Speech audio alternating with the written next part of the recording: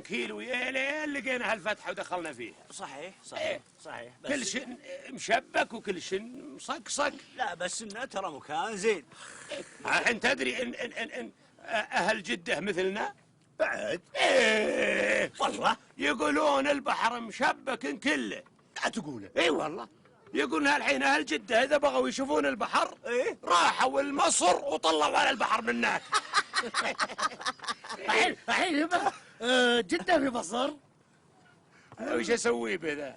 لا حول ولا قوة الا بالله. جدة في السعودية ومصر الشقيقة في القاهرة.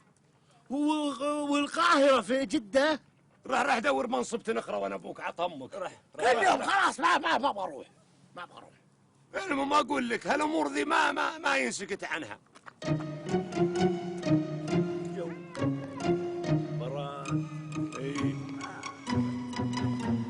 وش صار؟ كل شيء جاهز، الغداء على الضوء. يعطيكم العافية. تقهووا يقولون كابسين كبيستن. ها والله وش ذا؟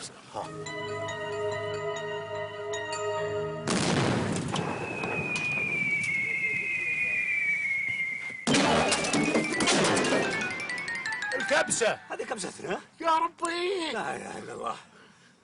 هذه منصبة ولا وش اللي حطينا تحت الجدر؟ وانتم ما شفتوا اللوحة اللي مكتوب عليها منطقة ممنوع الاقتراب منها؟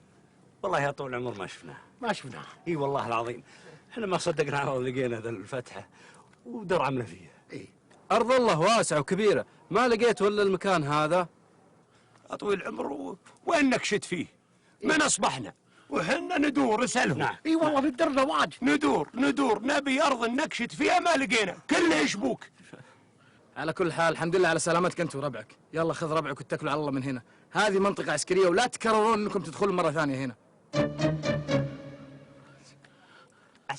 عسكرية أجل اللي قاب. ايه آسفين الله يحفظكم لو ندري انها عسكرية والله ثم والله ما نقربها. ما نورطوط عسكرية وندخل. الحذر والسموح. آسفين. يلا أقول يعني منطقة عسكرية المطافي.